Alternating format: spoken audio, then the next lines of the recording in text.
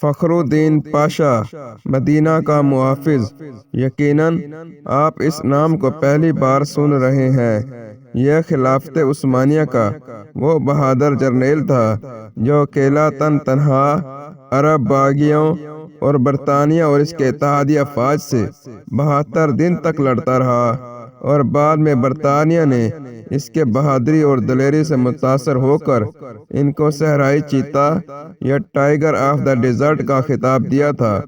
تاریخ اسے مدینہ کا محافظ کے نام سے یاد کرتی ہے۔ وہ خلافت عثمانیہ کا ایک بہادر جرنیل تھا، لیکن جس چیز نے اس کی شخصیت اجاگر کی وہ تھا اس کا حضور صلی اللہ علیہ وآلہ وسلم سے تعلق اور عشق۔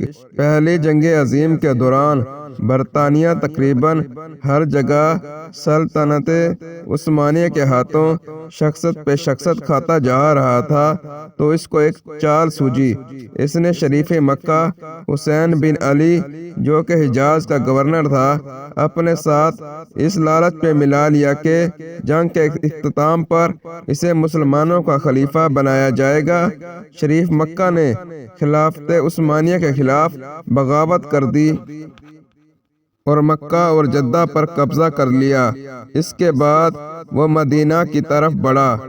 اس کے ساتھ انگریز اور فرانسیسی فوجیں بھی تھیں، اور لارنس آف عربیہ نامی بدنام زمانہ جاسوس بھی تھا۔ انہوں نے 1916 کو مدینہ کا محاصرہ کر لیا۔ یہ محاصرہ 1919 تک جاری رہا، کیونکہ ان کو یہاں کے عثمانی مجاہدوں کی طرف سے سخت مزاحمت کا سامنا کرنا پڑ رہا تھا۔ اس وقت مدینہ شہر کا دفاع ایک عثمانی سپہ سالار فخری پاشا یا عمر فخر الدین پاشا کے زیر نگرانی تھا۔ یہ شخص انتہائی دلیر اور صاحب ایمان تھا۔ مدینہ منورہ کے باسی اس کی بہادری اور حسن انتظام پر اسے بہت پسند کرتے تھے۔ عربوں کی غداری کی وجہ سے عثمانیہ کو شدید دھچکا لگا، اور برطانیہ اور اس کے اتحادی بڑی تیزی سے عثمانیہ کے علاقوں کو اپنے قبضے میں لیتے جا رہے تھے۔ عثمانیہ کے اتحادی بلغاریہ کے ہتھیار ڈالنے پر جرمنی نے بھی ہتھیار ڈالے، اور اسی وجہ سے بالآخر سلطنت عثمانیہ کو بھی برطانیہ اور اتحادی کے سامنے ہتھیار ڈالنے پڑے۔ اس وقت شریف مکہ اور ان کے بیٹے علی، فیصل اور عبداللہ اس خیال میں تھے کہ اب فخر الدین پاشا بھی ہتھیار ڈال دے گا اور مدینہ اس کے ہاتھ آ جائے گا، لیکن فخر الدین پاشا نے ہتھیار نہیں ڈالے اور برابر لڑتا رہا۔ مدینہ شہر کو سامان رسد پہنچانے والے ٹرین کو انگریز نکارہ کر چکے تھے، اور اسی طرح فخر الدین پاشا کو باہر سے کوئی امداد نہیں پہنچ رہی تھی۔ محاصرے کے دوران مدینہ پر 130 بار حملہ کیا گیا، اور 30 اپریل 1918 کو مدینہ کی مقدس سرزمین پر 300 بم برسائے گئے۔ کھانے پینے کی چیزیں ختم ہو چکی تھی، اور فخر الدین پاشا اور اس کی فوج ٹڈے کھاتے رہے، لیکن ہتھیار نہیں ڈال رہے تھے، اس لیے کہ اس کو خواب میں حضور پاک نے حکم دیا تھا کہ ہتھیار نہیں ڈالنا۔ ایک ترک مصنف لکھتا ہے، ایک مرتبہ 1918 میں جمعہ کے دن فخر الدین پاشا مسجد نبوی میں جمعہ کے دوران خطبہ دینے منبر کی سیڑھیوں پر چڑھنے لگا تو آدھے ہی راستے میں رک گیا، اور اپنا چہرہ حضور پاک کے روضہ مبارک کی طرف کرتے ہوئے عرض کیا، اے اللہ عز و جل، رسول صلی اللہ علیہ وآلہ وسلم، میں آپ صلی اللہ علیہ وآلہ وسلم کو کبھی نہیں چھوڑوں گا۔ اس کے بعد اس نے نمازیوں اور مجاہدین سے ولولہ انگیز خطاب کیا، مسلمانوں، میں تم سے حضور پاک کا نام لے کر جہاد کی اپیل کرتا ہوں، جو اس وقت میرے گواہ بھی ہیں۔ میں تمہیں یہ حکم دیتا ہوں کہ دشمن کی طاقت کی پرواہ نہ کرتے ہوئے ان کا اور ان کے شہر کا آخری گولی تک دفاع کرو۔ اللہ عز و جل ہمارا حامی و ناصر ہو اور حضور صلی اللہ علیہ وآلہ وسلم کی برکت ہمارے ساتھ ہو۔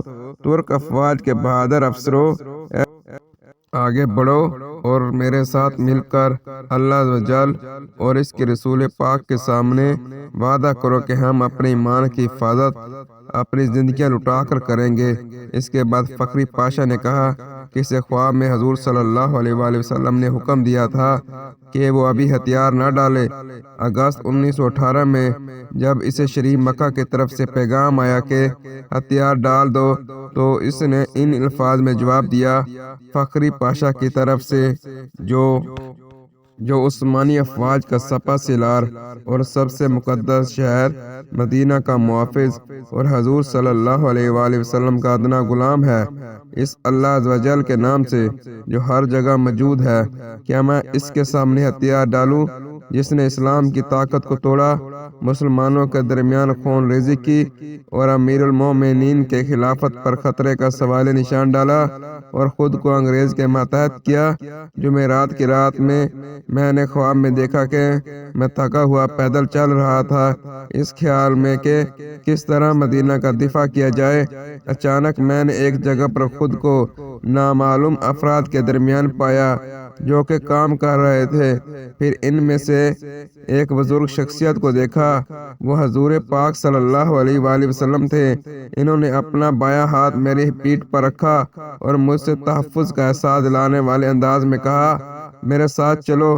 میں ان کے ساتھ 3-4 قدموں تک چلا اور پھر بیدار ہو گیا۔ میں فوراً مسجد نبوی گیا اور ان کے روضے کے قریب اپنے رب کے حضور سجدے میں گر پڑا اور اللہ عز و جل کا شکر ادا کیا۔ اب میں حضور صلی اللہ علیہ وآلہ وسلم کی پناہ میں ہوں جو میرے سپہ سالار اعلیٰ ہیں۔ میں مدینہ کی عمارتوں، سڑکوں اور اس کی حدود کے دفاع میں دل و جان سے مصروف ہوں۔ اب مجھے ان بیکار پیشکشوں سے تنگ نہ کرو۔ 30 اکتوبر 1918 کو سلطنت عثمانیہ نے ہتھیار ڈال دیے اور وزیر جنگ نے فخری پاشا کو پیغام بھیجا کہ ہم نے معاہدہ کر کے ہتھیار ڈال دیے ہیں، اب تم بھی ہتھیار ڈال دو۔ لیکن فخری پاشا نہ مانے اور اپنی تلوار حوالہ کرنے سے انکار کیا۔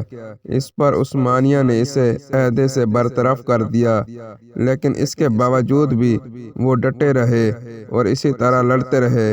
اسی طرح جنگ ختم ہونے کے باوجود یہ صحرائی چیتا، یہ عاشق رسول 72 دنوں تک اکیلے عرب باغیوں اور برطانیہ اور اس کے اتحادیوں سے لڑتے رہے اور اپنے چھوٹے سے دستے سے مدینہ کی حفاظت کرتے رہے۔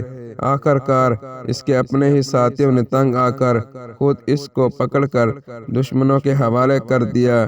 یوں 2 فروری 1919 کو شریف مکہ کے بیٹے علی اور عبداللہ شہر مدینہ میں داخل ہوئے اور اب 12 دن تک شہر نبی صلی اللہ علیہ وآلہ وسلم میں لوٹ مار کرتے رہے۔ 4850 گھروں کو جن کو فخر الدین پاشا نے تالے لگوائے تھے انہیں توڑ کر لوٹ لیے گئے۔ فخر الدین پاشا نے 2 سال مالٹا میں قید میں گزارے۔ 1921 کو رہائی ملنے کے بعد دوبارہ ترکی افواج میں شامل ہوئے اور یونان اور فرانسیسیوں کے خلاف جنگیں لڑیں۔ اس کے بعد وہ افغانستان میں ترکی کے سفیر رہے۔ 22 نومبر 1948 کو دل کا دورہ پڑا اور اپنے خالق حقیقی سے جا ملے۔ ان کے خواہش کے مطابق انہیں استنبول میں دفن کیا گیا۔